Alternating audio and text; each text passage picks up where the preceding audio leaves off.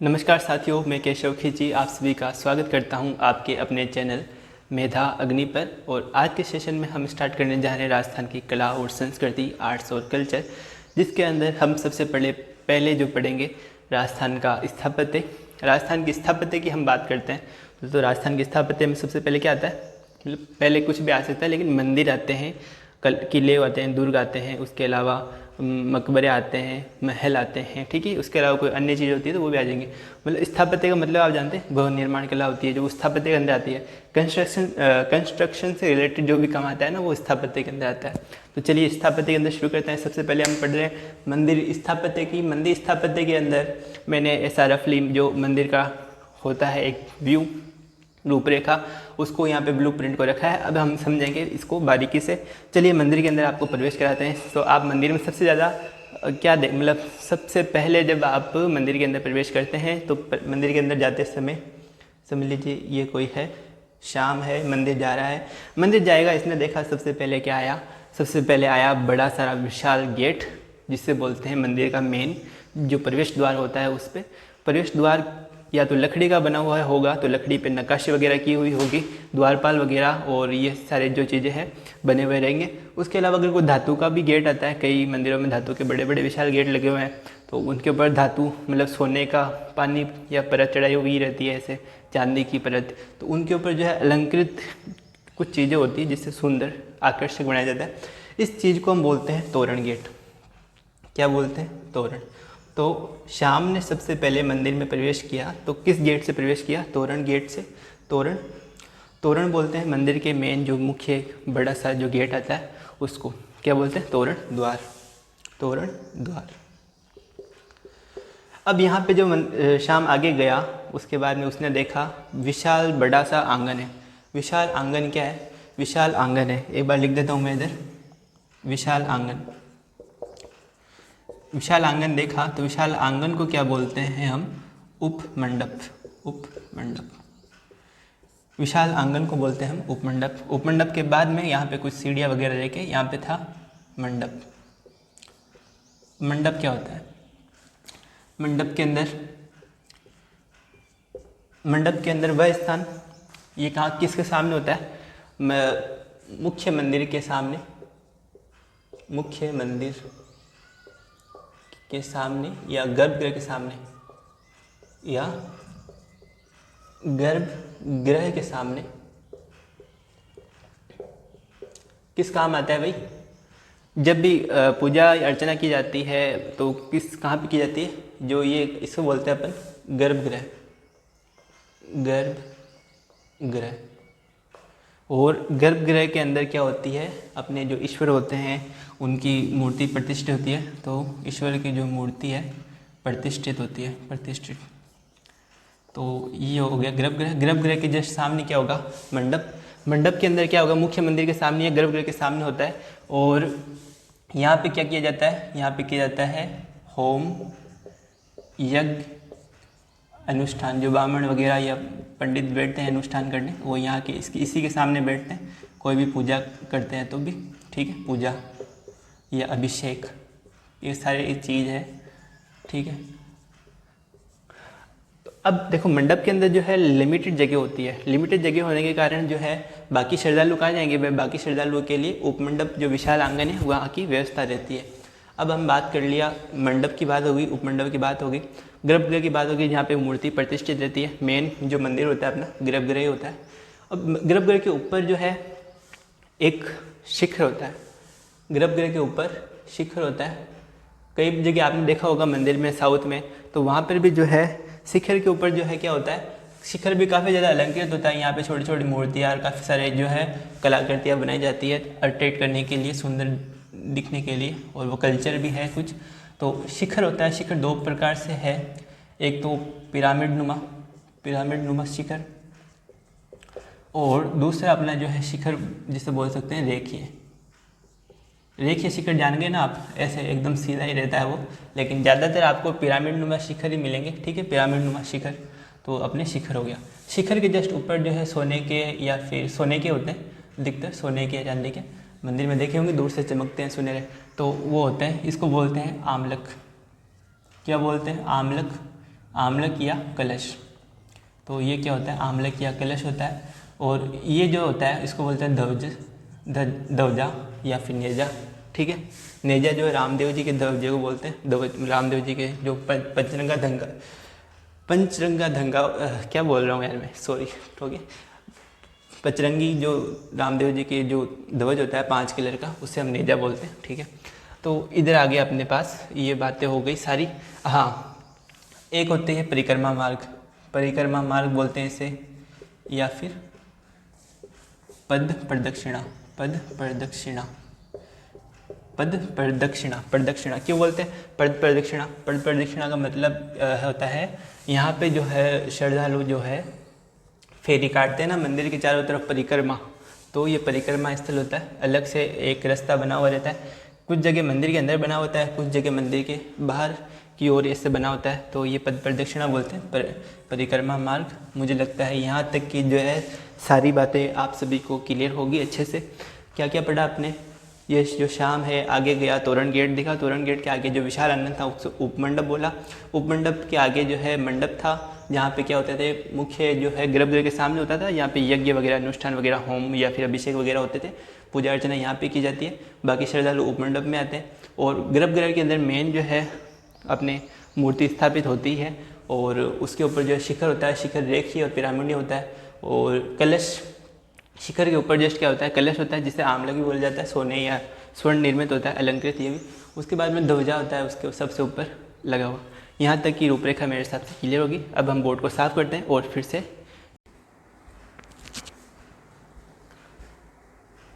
तो साथियों, अभी तक अपन ने पढ़ा मंदिर के बारे में, बेसिक मंदिर की रूपरेखा क्या होती है। जैसे हमने पढ़ा, शाम को हमने तोरण गेट से एंटर कराया, तोरण द्वार मंदिर का सबसे बड़ा अलंकृत जो द्वार होता है। उसके बाद में उपमंडप आता है, उपमंडप के बाद में मंडप आता है, जो गर्भगृह के सामने रहता है। वहाँ पे पूजा अर्चना, अनुष्ठान, यज्ञ वगैरह, होम, ये अभिषेक वगैरह ये होते हैं मंडप के अंदर।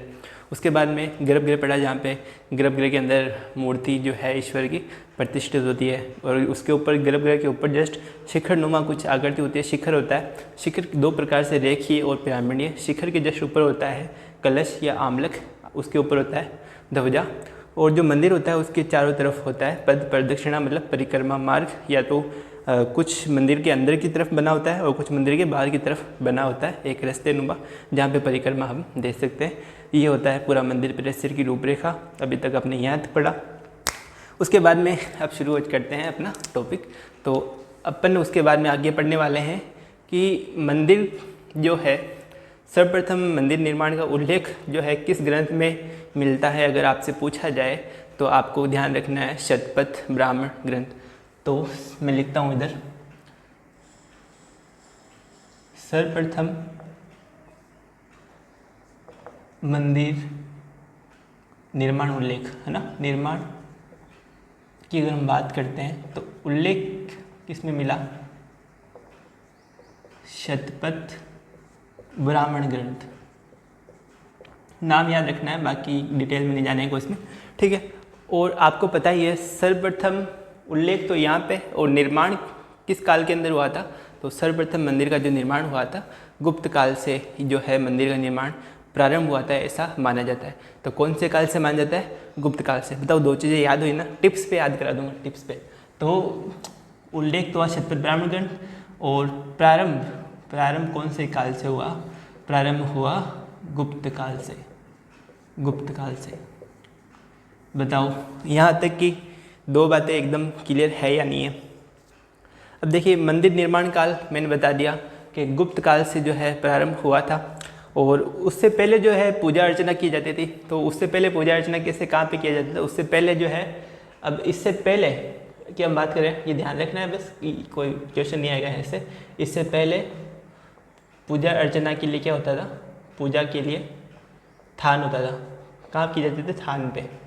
थान आपको पता ही है, छोटे छोटे स्थान होते थे, ठीक है, उनको थान बोलते थे पूजा के लिए। तो उससे पहले यहाँ पे थान में की जाती थी पूजा। अब हम बात करेंगे राजस्थान में मंदिर निर्माण का विकास क्रम। क्या बात करेंगे, राजस्थान में मंदिर निर्माण का विकास क्रम। तो हेडिंग ऐसे डालेगा, राजस्थान में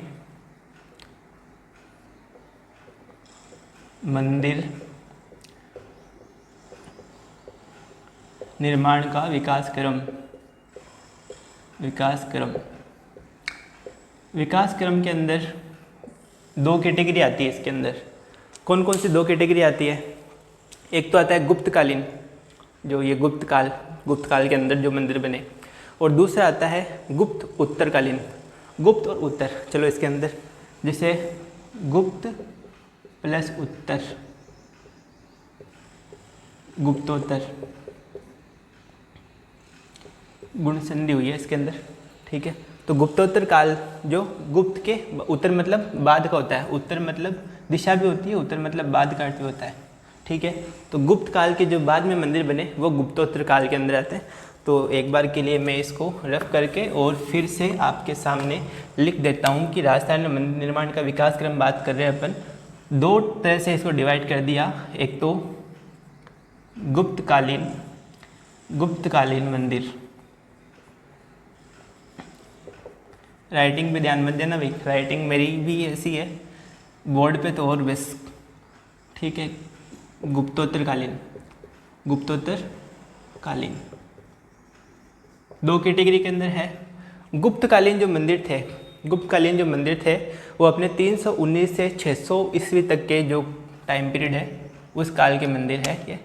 300 ईस्वी से 319 बोला है मैंने, सॉरी, 319 ईस्वी से 600 ईस्वी तक के, ठीक है। अब इसके अंदर कौन कौन से मंदिर आते हैं वो अपन को ध्यान रखना है। जैसे एक आता है अपने सबसे पहले छोटी सादड़ी चित्तौड़। छोटी सादड़ी कहाँ पे है? छोटी सादड़ी एक जगह का नाम है जो कहाँ पे है? राजस्थान के चित्तौड़ जिले में, चित्तौड़ में, ठीक है। और यहाँ पे कौन सी माता का मंदिर है? भरमर माता का मंदिर। पूरा लिखने की जरूरत नहीं, मंदिर ही पढ़ रहे हैं, फिर भी लिख देता हूँ। भरमर माता का मंदिर कहाँ पे है? छोटी सादड़ी चित्तौड़। अब आप बात करते हैं गंगाधर, एक मंदिर है गंगाधर, ये मंदिर कहाँ पे है? झालावाड़। किसका मंदिर है ये? विष्णु को समर्पित है, विष्णु जो अपने विष्णु भगवान है उनको समर्पित। तो ये मंदिर भी जो है छोटी सादड़ी चित्तौड़ का भरमर माता मंदिर, ये गुप्तकालीन का मंदिर है। और गंगाधर जो अपने झालावाड़ में है जो भी किसको? विष्णु को समर्पित है। और उसके बाद में एक मंदिर आता है चारचौमा का मंदिर। चारचौमा, यहाँ पे कौन सा मंदिर है? शिव मंदिर है। ये कहाँ पे है? ये वही कोटा के अंदर है। कहाँ पे? कोटा के अंदर है। उसके अलावा एक आता है मुकुंदरा का शिव मंदिर, ये भी कहाँ पे है? मुकुंदरा का शिव मंदिर, ये भी जो है कोटा में ही है। कहाँ पे? कोटा में। तो यहाँ तक बात क्लियर हुई। यहाँ तक हमने क्या देखा कि छोटी सादड़ी चित्तौड़ में भरमर माता का मंदिर, गंगाधर झालावाड़ में विष्णु को समर्पित है, और चारचौमा का शिव मंदिर कोटा में है, मुकुंदरा शिव मंदिर जो है ये भी कोटा में है। अब इधर आते हैं, इधर गुप्तोत्तरकालीन जो मंदिर है उसकी बात करते हैं। तो इधर आ जाएगा 6ठी से 7वीं शताब्दी। 6ठी से 7वीं ईस्वी मान सकते हो या शताब्दी मान सकते हो, ठीक है। 6ठी से 7वीं शताब्दी के अंदर जो मंदिर बने थे वो, तो इसके अंदर गुप्तोत्तरकालीन मंदिर के अंदर एक आता है झालरापाटन। झालरापाटन में एक मंदिर था, और एक मंदिर था कंसुआ मंदिर कोटा।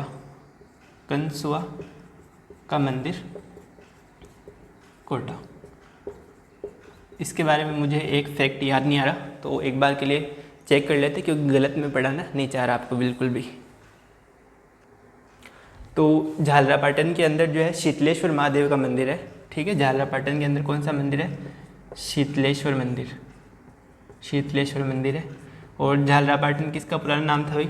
झालरापाटन पुराना नाम था अपने झालावाड़ जिले का, ठीक है। झालावाड़ जिले का ये, तो झालरापाटन से समझ आओगे झालावाड़ के अंदर है शीतलेश्वर मंदिर जो अपने गुप्त काल के बाद का मंदिर है। और कंसुआ का मंदिर है, ये भी शिव मंदिर ही है। ये किस काल का है? गुप्त काल के बाद का मंदिर है।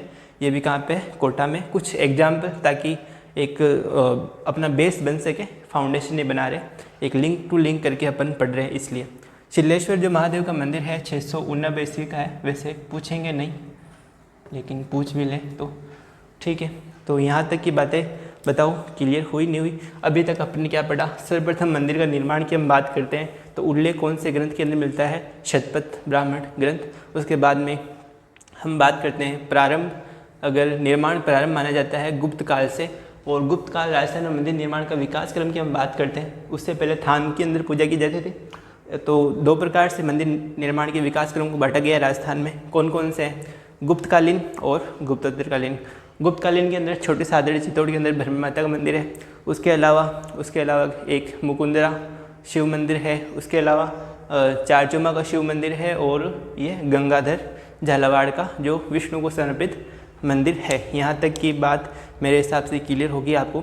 अब हम बात करेंगे आगे की ओर। जैसे अपन ने इधर बात कर ली 6वीं से 7वीं शताब्दी के मंदिर की, तो इधर आ गए अपने झालरापाटन के अंदर शीतलेश्वर मंदिर, और जो है 689 ईस्वी के अंदर बना हुआ है कंसवा का मंदिर जो है ये कोटा के अंदर है। अब मुझे यहाँ तक लगता है थोड़ा सा रफ करना पड़ेगा, या फिर यहीं पे स्टार्ट कर दें, यहीं पे कर देते हैं। जैसे अब आएंगे 7 से 10वीं शताब्दी के मंदिर। थोड़ा कंस्ट्रक्शन का काम चल रहा है, थोड़ा डिस्टर्बेंस हो सकता है। 7वीं से 10वीं शताब्दी के जो है में विकास क्रम। अब यहाँ तक का बात क्लियर होगी आपको। बात करते हैं 7 से 10वीं।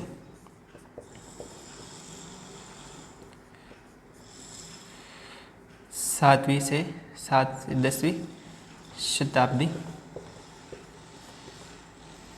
मंदिर का विकास क्रम।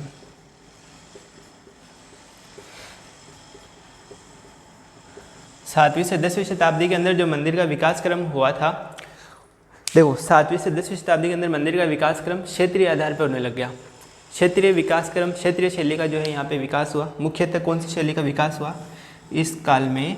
क्षेत्रीय शैली का विकास हुआ। क्षेत्रीय शैली का विकास। और मुख्यतः जो मंदिर काल है अलग अलग अपने अपने अलग अलग क्षेत्रों के अंदर अलग अलग तरह से किया जाने लगा। और एक जो है शैली है, कौन सी है? 8वीं शताब्दी के अंदर है शैली। 8वीं शताब्दी की कौन सी शैली है? 8वीं शताब्दी के अंदर है गुर्जर प्रतिहार काल। गुर्जर प्रतिहार शैली, सॉरी काल नहीं, प्रतिहार शैली, जिसे अपन बोल सकते हैं, जिसका दूसरा नाम क्या है? मरु गुर्जर शैली। क्या है दूसरा नाम इसका? इसका दूसरा नाम है महामारू शैली। ठीक है ना, महामारू, मैं नाम गलत बोला इसलिए डाउट लगा। महामारू शैली, महामारू शैली है अपने किसका? गुर्जर प्रतिहार शैली का अन्य नाम है। इसको दोनों ये बोले चाहिए, बोले बात एक ही है। अब इसके बाद में हम बात कर रहे हैं अपने गुर्जर प्रतिहार शैली, और उसके बाद में बात कर रहे हैं मंडोर के अंदर प्रतिहार शैली थी। मंडोर के अंदर मतलब क्षेत्रीय के आधार पर बात कर रहे हैं तो मंडोर जो क्षेत्र है वहाँ पे कौन सी शैली थी? मंडोर के अंदर प्रतिहार शैली। सांबर के अंदर जो है चौहान थे, तो चौहान वंश के आधार पर, क्षेत्र के आधार पर जो है चौहान वंश था, वहाँ पे उनकी शैली प्रचलित थी। उसके बाद में हम बात करते हैं चित्तौड़ के अंदर कौन सा वंश था? चित्तौड़ के अंदर उस समय क्षेत्र की बात करते हैं, चित्तौड़ के अंदर मौर्य वंश था। चित्तौड़ के अंदर मौर्य वंश। और जालोर के अंदर जो है, जालोर के अंदर वापस से गुर्जर प्रतिहार वंश आ जाते हैं। जालोर के अंदर गुर्जर प्रतिहार वंश। ये एक फाउंडेशन बनाने के लिए, बाकी आपको उतना जो ध्यान रखने की चीज़ें हैं धीरे धीरे आगे आ रही है। ठीक है, तो प्रारंभिक जो है ये यहाँ तक की बात क्लियर होगी। अब एक बार के लिए इसको रफ कर देते हैं, फिर आगे बढ़ते हैं। ठीक है, अब हम प्रारंभिक जो मंदिर थे, जो अपने कौन से काल की बात कर रहे थे अपन ने? 7वीं से 10वीं शताब्दी के बीच में जो मंदिर बने थे, वहाँ पे जो प्रारंभिक जो 7वीं 8वीं शताब्दी के अंदर बने उन मंदिर की बात करेंगे। फिर बाद में जो 10वीं शताब्दी 11वीं शताब्दी के अंदर बने उनकी बात करेंगे। फिर 11 से 13वीं शताब्दी, फिर 14 से 16वीं शताब्दी। इस प्रकार जो है इसका मंदिर का विकास क्रम यूँ ही चलता रहेगा। उसके बाद में हम जो है डिस्ट्रिक्ट वाइज मंदिर, जैसे अजमेर के अंदर कौन कौन से मंदिर है, अजमेर के अंदर कौन सा मंदिर है? एक मंदिर सबसे फेमस है, कौन सा? बर्मा जी का मंदिर पुष्कर के अंदर है। उसके बाद में सावित्री का मंदिर है, सावित्री देवी का, माता जी देखो सावित्री देवी का मंदिर है। उसके बाद में रंगनाथ का मंदिर है। ठीक है, और उसके बाद में सोनी जी की नस्टिया भी है। तो ये चारी, और एक विष्णु के जो है वामन अवतार है उनका भी एक मंदिर है। तो वो सारी अपन चर्चा आगे क्लास में, मतलब जैसे ही ये होता है कंप्लीट उसके अंदर करते हैं। तो अपन बात कर रहे थे 7वीं से 10वीं शताब्दी के मंदिर की विकास क्रम की। तो उसके अंदर हम प्रारंभिक के अंदर बात करते हैं। क्या बात कर रहे थे हम? 7वीं से 10वीं शताब्दी के बारे में, शताब्दी के मंदिर, ठीक है। तो उसके अंदर हम बात कर रहे हैं प्रारंभिक जो है, जो मान लीजिए ये 7वीं शताब्दी का वाला, मतलब एक मंदिर है कौन सा? ओसिया का। इसका एग्जाम्पल क्या हो सकता है? ओसिया का मंदिर है। ओसिया में कौन सा मंदिर? ओसिया के अंदर है सचियाई माता मंदिर है ना, उसके पास में ये सचियाई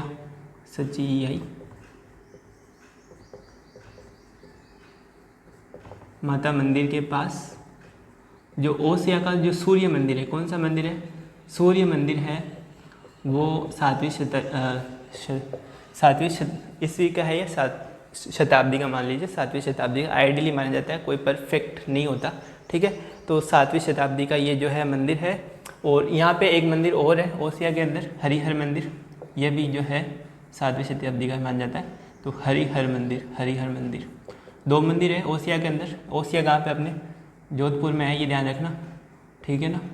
जोधपुर के अंदर सचियाई माता मंदिर के पास में एक तो अपने पास सूर्य मंदिर है और एक हरिहर मंदिर है। उसके बाद में हम बात कर रहे हैं 850 ईस्वी के अंदर, मतलब 8वीं शताब्दी से प्लस हो गए, 850 ईस्वी, 8वीं शताब्दी की बात कर रहे हैं। तो यहाँ पे जो है पाली, जानते हो पाली के अंदर आहुआ के अंदर एक कामेश्वर मंदिर है, ठीक है ना, कामेश्वर मंदिर। तो पाली का आहुआ का जो कामेश्वर मंदिर है वो 850 ईस्वी का है, कामेश्वर मंदिर। तो ये 850 ईस्वी का मंदिर हो गया। उसके अलावा खेड़ बालोतरा के अंदर कौन सा मंदिर है? अपने रणछोड़ जी का मंदिर है, खेड़ बालोतरा।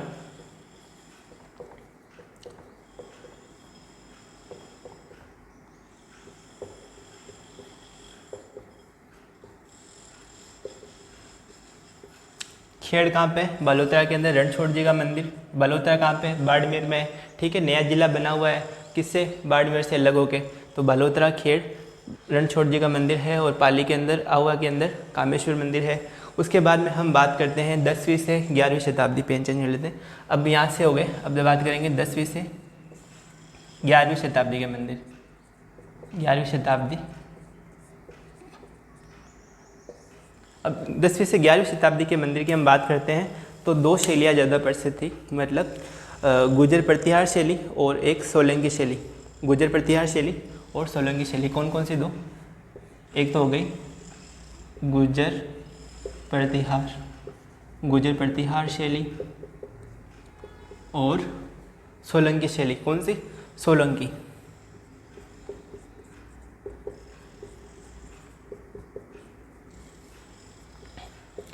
वे मैंने पहले बताया था क्लास के अंदर कि गुजर प्रतिहार जो शैली है उसका अन्य नाम क्या है? उसका अन्य नाम है महामारू शैली। महामारू बताया था ना, तो इसका अन्य नाम है महामारू, ठीक है ना। और इसका सोलंकी शैली का अन्य नाम क्या है? मरु गुजर शैली। कौन सी है? मरु या मारू? मारू गुजर, मारू ध्यान रखना ना,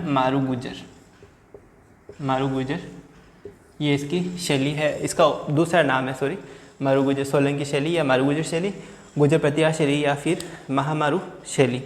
अब हम प्रारंभ की बात करते हैं तो मेड़ता के अंदर देखो, यहाँ पे एक मेड़ता के अंदर एक केकिंद मंदिर है या फिर जसनगर, केकिंद या जसनगर स्थान के ऊपर एक मंदिर है, जो किसका है? शिव जी का मंदिर है। तो यहाँ पे मेड़ता के अंदर, मेड़ता में केकिंद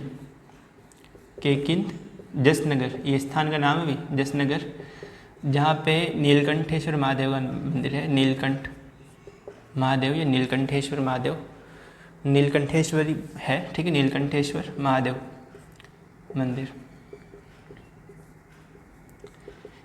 तो ये जो है 10वीं शताब्दी से 11वीं शताब्दी के बीच का मंदिर है, मेड़ता के जसनगर के अंदर, और केकिंद ये है ही है। उसके अलावा हम दूसरा बात कर रहे थे सरिस्का के अंदर, सरिस्का कहाँ पे भाई? अलवर। सरिस्का अभ्यारण्य भी है ना अपने, सरिस्का अभ्यारण्य, वो कहाँ पे है? वो अलवर के अंदर है। यहाँ पे जो है पारानगर, यहाँ पे जसनगर है, यहाँ पे कौन सा नगर है? पारानगर। यहाँ पे कौन सा नगर है भाई? पारानगर। तो सरिस्का अलवर पारानगर के अंदर अपने यहाँ पे भी नीलकंठेश्वर जो है मंदिर है, यहाँ पे भी सेम ही मंदिर है नीलकंठेश्वर, लेकिन ये त्रिकुटाकार है।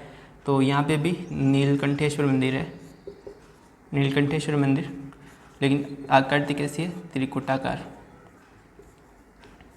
और एक चीज़ ध्यान रखनी, गुर्जर प्रतिहार शैली के अंदर, महामौर्य शैली के अंदर जो है स्तंभ जो थे ना मंदिर के स्तंभ, वो गोल स्तंभ यूज में लेने लगे। तो गोल स्तंभ ऐसे ध्यान रखना, गोल स्तंभ लिख लेना कहीं पे भी। तो गोल स्तंभ ऐसे आपको बताइए ना, गोल स्तंभ ऐसे ऐसे ऐसे ऐसे मंदिर के अंदर गोल गोल। पहले क्या था, चौकुटे स्तंभ लेने काम में लिए जाते थे, ऐसे ऐसे ऐसे ऐसे, मतलब सही से नहीं बन रहा लेकिन आप समझ जाना, ठीक है। तो अभी जो है गुर्जर प्रतिहार शैली, महामौर्य शैली के अंदर गोल स्तंभ, इससे पता चल जाता है कि वो मंदिर गुर्जर प्रतिहार शैली का था। उसके बाद में अपन बात कर रहे हैं, मतलब ये हो गया अपना सरिस्का हो गया, अलवर पारानगर नीलकंठेश्वर त्रिकुटाकार मंदिर। उसके बाद में हम बात करते हैं सीकर। सीकर के अंदर है हर्ष की पहाड़ी, हर्ष पहाड़ी पर बना है हर्षनाथ मंदिर। देखो हर्षनाथ है ना, हाँ बिल्कुल, सीकर के अंदर हर्ष पहाड़ी पर बना है हर्षनाथ मंदिर, हर्षनाथ मंदिर। इन्होंने, हर्षनाथ जी ने यहाँ पे तपस्या करी थी, तो यहाँ पे इस पहाड़ी का नाम भी हर्षनाथ हो गया और हर्ष पहाड़ी हो गई, और इसका मंदिर का नाम क्या था, हर्षनाथ मंदिर। अंतिम मंदिर जो है किराडू का बाड़मेर का मंदिर है, अंतिम जो है इसका 11वीं शताब्दी का अंतिम मंदिर, किराडू का बाड़मेर। कौन सा मंदिर है, किराडू बाड़मेर का मंदिर, बाड़मेर का मंदिर। इसे क्या बोला जाता है, इसका दूसरा नाम है राजस्थान का खुजराहो, राजस्थान का खुजराहो, राजस्थान का खुजराहो बोला जाता है किराडू बाड़मेर मंदिर। ये ध्यान रखना भाई, राजस्थान का खुजराहो, खुजराहो नहीं खुजराहो, सही है, ठीक है। तो ये किस काल के अंदर बना था आपको याद रखना है, 1016 10वीं शताब्दी के अंदर बना था ये, तो ऐसे ही है 10वीं शताब्दी मान सकते हैं। तो ऐसे यहाँ तक जो है अपने मंदिर कंप्लीट हो गए। उसके अलावा एक मंदिर और था सोमेश्वर मंदिर, यह भी यहाँ पे ही है किराडू बाड़मेर में, सोमेश्वर मंदिर, सोमेश्वर, ये भी ध्यान रख लेना, सोमेश्वर मंदिर। तो उम्मीद करता हूँ यहाँ तक आपने नोट किया होगा और बातें समझ में आई होगी। देखो यहाँ पे 7वीं शताब्दी के अंदर अपन ने 7वीं से कौन सी शताब्दी बात करी, 10वीं शताब्दी प्रारंभिक जो है ओसिया के अंदर जो है सचिया माता के मंदिर के पास में एक सूर्य मंदिर है और एक दूसरा हरिहर मंदिर था, ठीक है। और ये दोनों मंदिर कहाँ पे, जोधपुर के अंदर है, ठीक है। 850 ईस्वी के अंदर पाली आवा के अंदर कामेश्वर मंदिर और खेड़ बालोतरा के अंदर रणछोड़ जी का मंदिर था। उसके अलावा 10वीं और 11वीं शताब्दी के अंदर दो प्रकार की शैली आई, गुर्जर प्रतिहार शैली जिसे क्या बोलते हैं, महामारू शैली, हाँ, और सोलंकी शैली जिसे मारू गुर्जर शैली बोला जाता है। गुर्जर प्रतिहार शैली के अंदर जो इस मंदिर के स्तंभ थे वो गोल स्तंभ थे अधिकतर। और मेड़ता के अंदर 10वीं शताब्दी के मंदिर की बात करें, 10वीं और 11वीं शताब्दी के बीच के, मेड़ता के अंदर केकिन जसनगर स्थान के अंदर नीलकंठेश्वर महादेव का मंदिर है। उसके अलावा सरिस्का अलवर के पारानगर के अंदर भी नीलकंठेश्वर महादेव का मंदिर है, लेकिन यहाँ पे जो है विशेष ध्यान रखने की बात है त्रिकुटाकार है ये मंदिर। उसके बाद में बात करें सिक्कर के अंदर हर्ष पहाड़ी पर हर्षनाथ का मंदिर है। उसके अलावा अंतिम मंदिर है किराडू का बाड़मेर का मंदिर जो राजस्थान का खुजराहो है और 1016 के अंदर 1016 ईस्वी के अंदर ये बना। उसके अलावा एक मंदिर और है सोमेश्वर मंदिर। यहाँ तक की चर्चा हो गई, आगे हम इसको रफ करके आगे बढ़ते हैं। अब हम बात करते हैं 11वीं से 13वीं शताब्दी के मंदिर। 11वीं से 13वीं शताब्दी मंदिर जो है राजस्थान का मंदिरों का स्वर्ण काल था। क्या था? स्वर्ण काल। यहाँ पे सोलंकी और मारू गुर्जर शैली जो है मुख्यतः देखने को मिलती है और विशाल और अलंकृत जो है गोल स्तंभ की हमने बात करी थी, पतले और अधिक अलंकृत, मतलब स्तंभ के अंदर और ज़्यादा नक्काशी और ज़्यादा काम जो है इस शैली के अंदर होने लग गया और ऊंची पिटिका पर निर्मित होते थे, मतलब ऊंचे स्थान पे, नीचे धरातल पर नहीं, सीधे पहले उछाड़ जन लिया कर मकान बनाते थे बेड़ा भी वो ऊंची पिटिका बोल सका आपा भी पर जो है वो मंदिर निर्मित करता 11वीं से जो 13वीं शताब्दी का मंदिर है। और एक जो मेन उदाहरण है ओसिया को सचिया माता को मंदिर है और चित्तौड़ में एक समाधेश्वर मंदिर है, एक प्रमुख जो है उदाहरण है। तो कई बोलियो मैं 11वीं से 13वीं शताब्दी का मंदिर।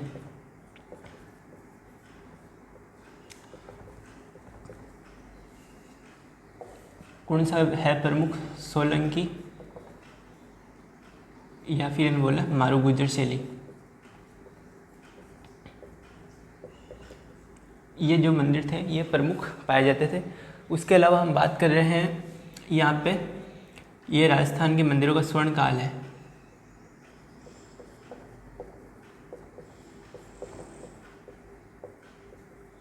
मंदिरों का स्वर्ण काल क्यों? क्योंकि जितनी भी टेक्निक या आधुनिकता, जितने भी नए नवाचार जो हुए थे यहाँ पे ही हुए थे। जैसे कि और ज़्यादा अलंकृत, और ज़्यादा सुंदर, और ज़्यादा आकर्षक जो है काम होने लग गया था इस काल के अंदर। इस कारण इसको राजस्थान का मंदिरों का जो है स्वर्ण काल कहा जाता है। और विशाल और अलंकृत जो थे यहाँ पे मंदिर जो थे, मैंने बोला मंदिर विशाल और अलंकृत, विशाल व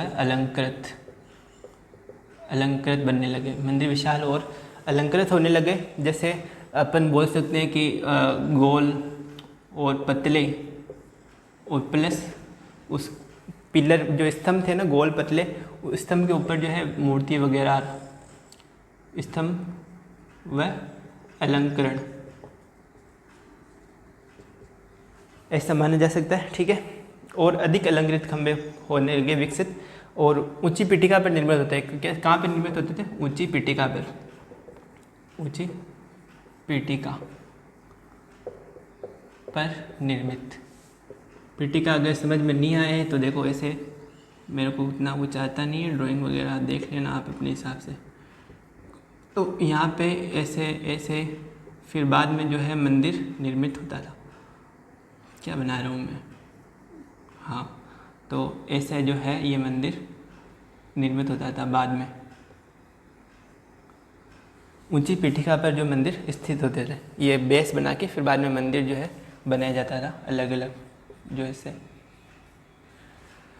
उसके बाद में हम बात कर रहे हैं कौन कौन से मंदिर हैं। एक तो ओसिया के अंदर सचिया माता का मंदिर है। ठीक है। ओसिया कहाँ पे? ओसिया बार बार आएगा, वही नाम ध्यान रख लेना। धीरे धीरे लोकेशन माइंड के अंदर क्लिक होनी चाहिए। ओसिया जोधपुर में है सचिया माता मंदिर, सचिया माता। और अभी हमने पहले बात करी थी सचिया माता मंदिर के पास में कौन सा मंदिर था? सूर्य मंदिर था। उसके पास में एक हरिहर मंदिर था। ठीक है, हरिहर मंदिर। और सूर्य मंदिर कहाँ पे है? ये यहाँ पे ही है जोधपुर के अंदर। उसके बाद में एक मंदिर हमने बात करी थी यहाँ पे, एक तो ये हो गया, और एक होता है चित्तौड़ के अंदर समाधेश्वर मंदिर। चित्तौड़ में, चित्तौड़ के अंदर कौन सा मंदिर? समाधेश्वर मंदिर, समाधेश्वर मंदिर, समाधेश्वर मंदिर। बताओ, यहाँ तक की बात समझ में आई? उम्मीद करता हूँ समझ में आई होगी, क्योंकि बिल्कुल मैं अच्छे से पढ़ाने का पूरा प्रयास कर रहा हूँ। 3-4 किताबों के डिफाइंड कंटेंट को पढ़कर फिर बाद में जो है आपके सामने प्रस्तुत किया जा रहा है, एकदम लिंक टू लिंक। और कुछ चीज़ें जो है एक्स्ट्रा मैं एक बार बताना चाहता हूँ आपको। जैसे अपन कौन से मंदिर शैली की बात कर रहे हैं, 11वीं से 13वीं शताब्दी हो गई। उसके बाद में हम बात कर रहे हैं 14वीं से 16वीं शताब्दी। एक बार के लिए लिख देता हूँ मैं इधर ही, 14वीं से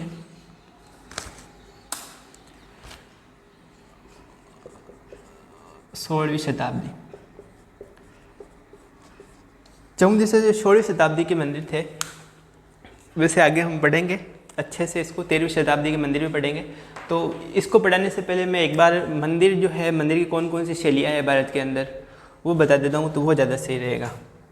तो मंदिर के अंदर, भारत के अंदर मंदिर में कौन कौन सी शैली है वो मैं समझाना चाह रहा हूँ इसके अंदर। एक जस्ट सेकेंड, कोई नहीं, इसमें नहीं है तो नहीं सही। ठीक है, तो भारत के अंदर एक बार भारत का नक्शा बना लिया जाए भाई। भारत का नक्शा बना लेते हैं अपन। वैसे तो भारत के अंदर जैसे उत्तर के अंदर, उत्तरी भारत के अंदर नागर शैली, फिर द्रविड़ शैली, फिर एक शैली और आती है, और एक पंचायतन शैली चौथे नंबर पर है, और भ्रंश शैली या कुछ ऐसे शैली है, उसका नाम नहीं आ रहा मेरे को दिमाग में। जस्ट अ सेकेंड, 1 मिनट दीजिए। हाँ, तो देखो उसका नाम था बेसर शैली। उत्तरी भारत की शैली जो थी नागर शैली, मंदिर की अपन शैली बात कर रहे हैं, शैली की पहले एक बार ये एडिशनली है, आपको समझनी पड़ेगी ये चीज़ें भी। शैली, मंदिर शैली कौन कौन सी थी, तो नागर शैली, नागर शैली की हम बात कर रहे हैं। सबसे पहले नागर शैली, नागर शैली का दूसरा नाम क्या था, उत्तरी भारतीय शैली। चालू तो है ना वीडियो, एक बार चेक कर लेता हूँ। हाँ, तो नागर शैली का दूसरा नाम क्या था, उत्तरी भारतीय शैली, उत्तरी भारतीय शैली। ठीक है, तो उत्तरी जो भारत है वहाँ पे कौन सी शैली थी, नागर शैली। उसके बाद में हम बात करते हैं द्रविड़ शैली की। द्रविड़ शैली मतलब दक्षिण भारत की शैली, दक्षिण भारतीय शैली, दक्षिण भारतीय शैली को हम बोलते हैं द्रविड़ शैली। समझ में आया। वहाँ उसके बाद में हम बात करते हैं बेसर शैली की, बेसर शैली, और उसके बाद में लास्ट आता है पंचायतन शैली। तो ये चार जो है मुख्यतः शैली देखने को मिलती है अपने भारत में, पंचायतन शैली। तो एक बार के लिए इनकी भी चर्चा कर लेते हैं। नागर या उत्तर भारत की शैली जो है, सर्वाधिक जो मंदिरों का निर्माण है, अपन राजस्थान की बात करते हैं तो इंडिया का जो नक्शा तो मेरे को इतना तो आता ही है, थोड़ा बहुत। तो क्या बना रहा हूँ यार, इंडिया देखा हुआ नहीं है तेरा केशव, क्या कर रहा है।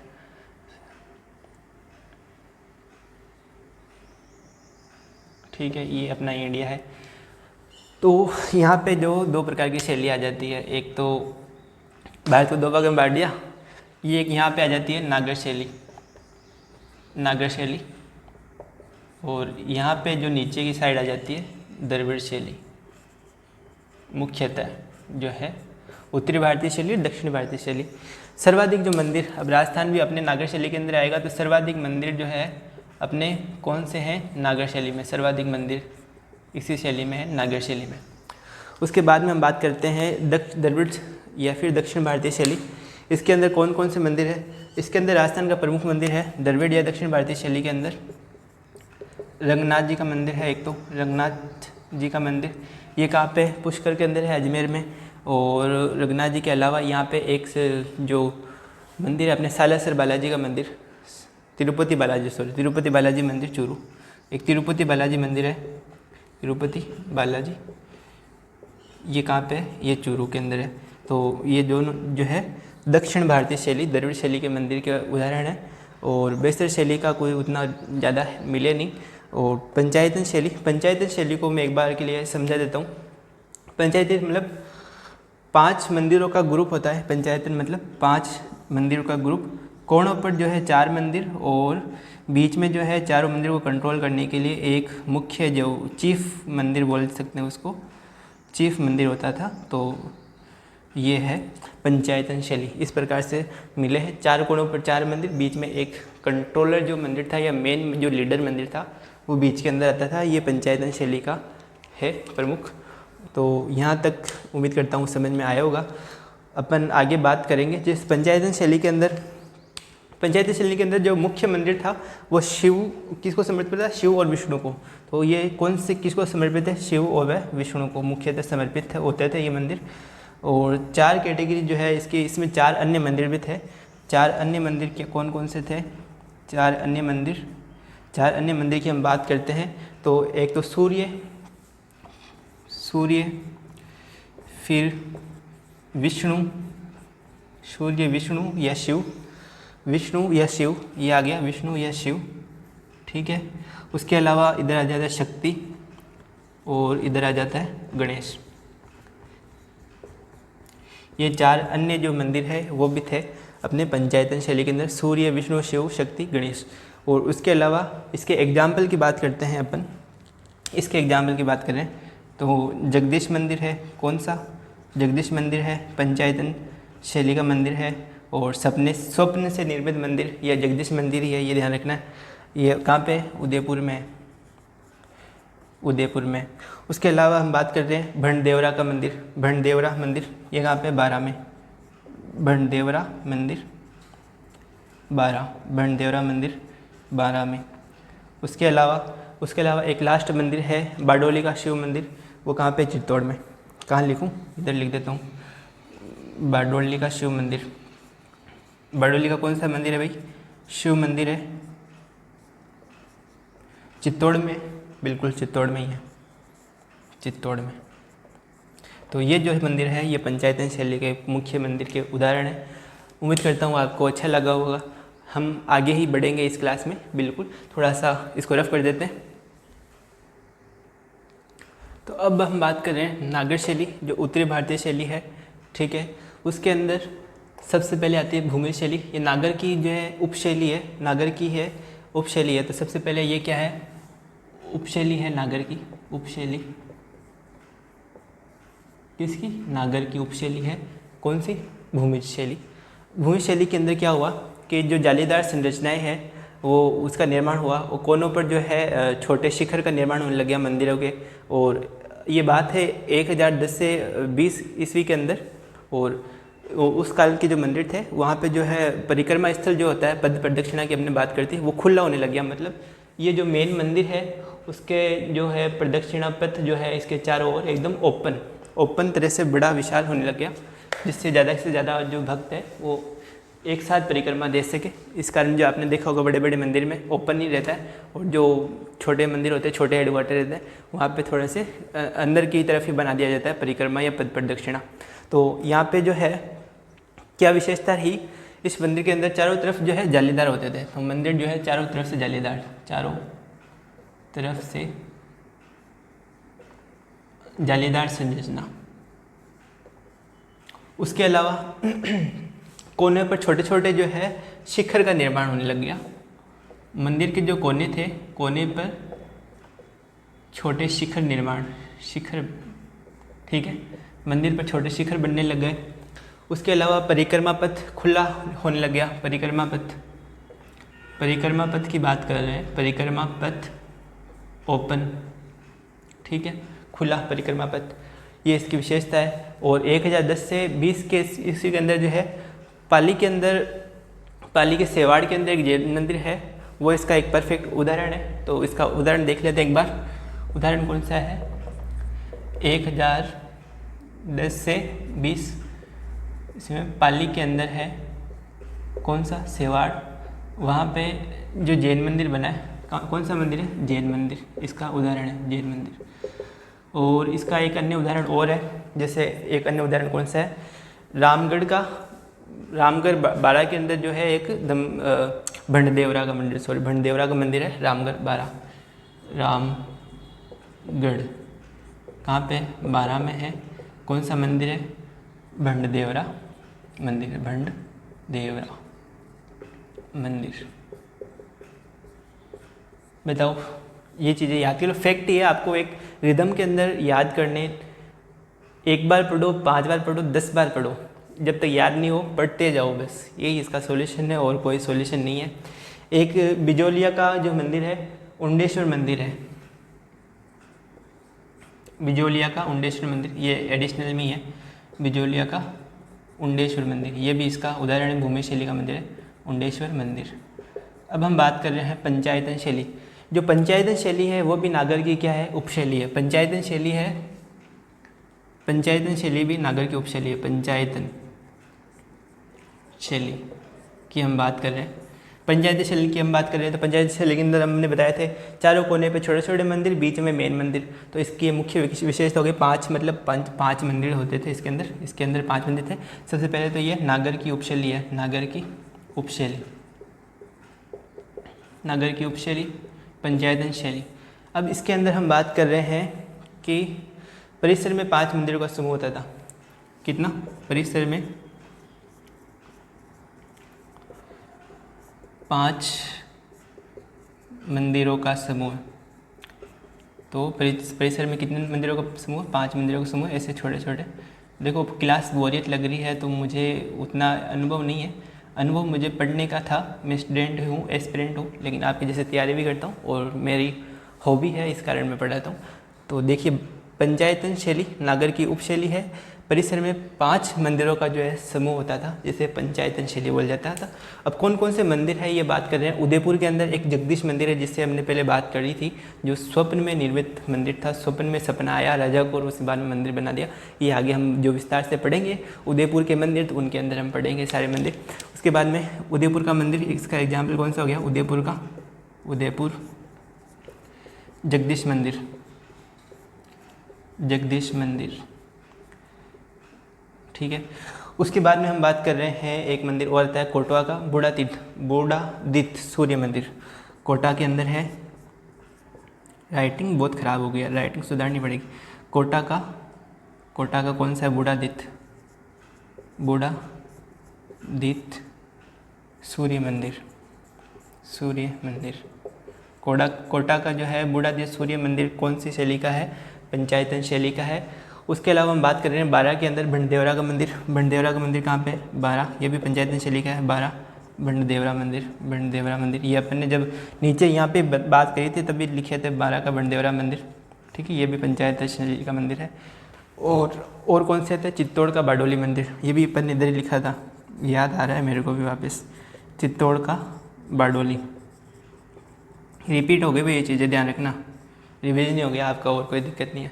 तो अब एक शैली और आती है कच्छपात शैली। अब लिखने की जगह नहीं है, एक तो बोर्ड छोटा सा है, डिजिटल बोर्ड जल्दी से लाएंगे, अभी नहीं, काफ़ी टाइम लगेगा। अब एक शैली आती है अपने पास, कौन सी, कच्छपात शैली के अंदर क्या हुआ, जो कछावर शासक थे उनके द्वारा जिन मंदिरों का निर्माण किया गया था, उस शैली का जो है उनके ऊपर नाम पड़ गया कच्छपात शैली, जो है नागर की ही उपशैली है। तो नागर की कौन कौन सी उपशैली हो गई, भूमिज हो गई, पंचायतन हो गई, और एक कच्छपात शैली। तो ये भी लिख लीजिएगा, ये ध्यान में रहना चाहिए, कच्छपात शैली। जो कछावा वंश थे,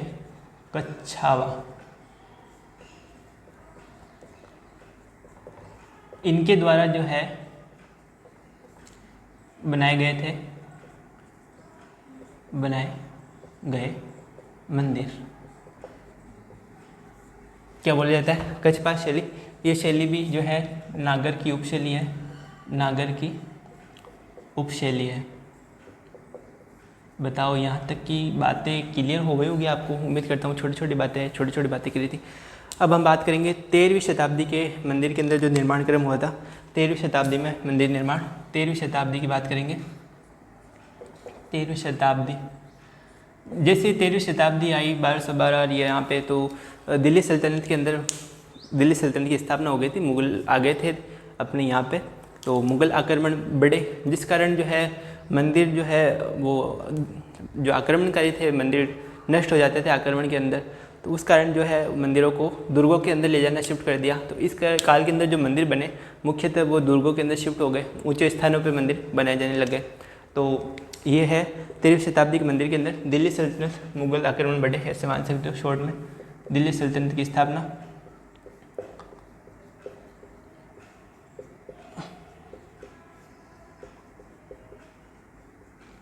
मुग़ल आक्रमण, और जिसके कारण मंदिर जो है, मंदिर कहाँ पे चले गए, मंदिर ने रूप चेंज कर लिया दुर्गों में और ऊंचे स्थानों पर।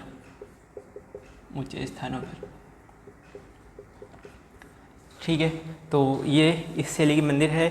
और एक बार मेरे पास वो लिस्ट थी ना, ये रही, यहाँ पे है। तो 13वीं 14वीं शताब्दी, और इसके बाद में बात करते हैं 14वीं से 16वीं शताब्दी के। ठीक है, 14वीं से 16वीं शताब्दी की बात कर रहे हैं अपन। 14वीं से 16वीं शताब्दी के मंदिर, ये सारा इसके अंदर इंक्लूड है। देखो, आपको कोई पूछेगा नहीं कौन सी शताब्दी के, ये लिंक बना रहे, रिदम बना रहे, इस कारण जो है इस प्रकार से इसको अरेंज किया गया है। ठीक है, 16वीं शताब्दी के मंदिर को तोड़ना जो है प्रारंभ हो गया था, क्योंकि आक्रमणकारी बढ़ गए थे, मुग़ल आ गए थे भारत के अंदर। और राजस्थान में स्पेशली जो है 16वीं से 17वीं शताब्दी के में जो है होली शैली में मंदिर का निर्माण हुआ। होली शैली, जस्ट सेकंड, थोड़ी सी गड़बड़ हो रही है। देखो, युद्ध से सुरक्षा के कारण दुर्गों का निर्माण हुआ, और इसके अंदर कौन कौन से मंदिर थे, रणकपुर का जैन मंदिर,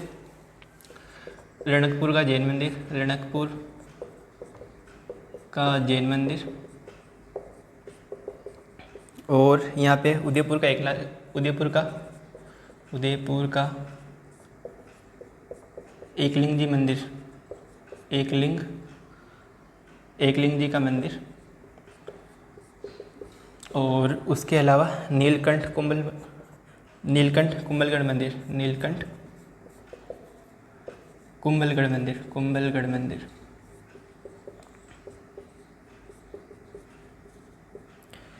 ये हो गया। उसके बाद में एक बाण माता का मंदिर और कुंभश्याम मंदिर, ये इसके उदाहरण थे प्रमुख, मतलब मान सकते हैं इस कैटेगरी के। बाण माता का मंदिर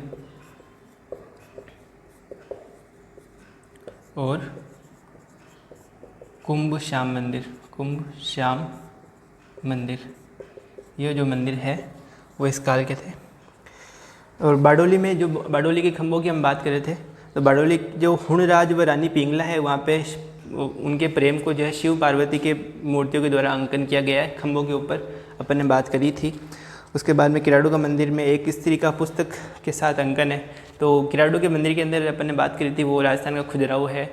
और जब 7वीं सदी से 8वीं सदी 10वीं सदी उस मंदिर की बात कर रहे थे, सॉरी 10वीं से 11वीं सदी के मंदिर की बात कर रहे थे, तब किराडू का मंदिर आया था। तो उसके अंदर अगर मंदिर को देखा जाए तो मंदिर को देखने में मिलता है कि स्त्री की स्थिति जो है वहाँ पे अच्छी थी, जिस कारण जो है स्त्री के हाथ में पुस्तक मिली हुई पाई गई मूर्ति। और इस प्रकार से जो है प्रारंभ के अंदर बात करते थे, वो क्या मौर्य काल के अंदर मंदिर नहीं थे, उस काल में मंदिर थे। उस काल में पूजा साधना का जो स्थान था वो क्या था, बौद्ध मठ था, जिससे हम चैत्य बोलते हैं। बैराट में मौर्यगीन ईंटों व लकड़ी के जो बड़े बड़े गोल बुद्ध मंदिर मिले थे, अर्थात चैत्य के अवशेष मिले थे। चित्तौड़ के पास नगरी में वैष्णव मंदिर के अवशेष मिले थे। तो उस समय ये चीज़ें हुई थी, ठीक है। और फिर बाद में गुप्त उत्तर काल की हमने बात कर ली, और यहाँ तक की जो है सारी बातें मुझे लगता है सारी कवर हो चुकी है। तो अगले वाले सेशन में जब भी हम पढ़ेंगे तो हम डिटेल से डिस्ट्रिक्ट वाइज सबसे पहले लेंगे अजमेर ज़िले के मंदिर, जितने भी मंदिर हैं उनकी जो भी कहानी है उनके पीछे वो पढ़ेंगे। और उम्मीद करता हूँ आपको आज का सेशन अच्छा लगा होगा, पसंद आया होगा। तो क्या पढ़िए और रिवीजन कीजिए, बस इतना ही चाहिए मेरे को। लाइक शेयर सब्सक्राइब कुछ भी नहीं चाहिए, बस आप पढ़ लीजिए।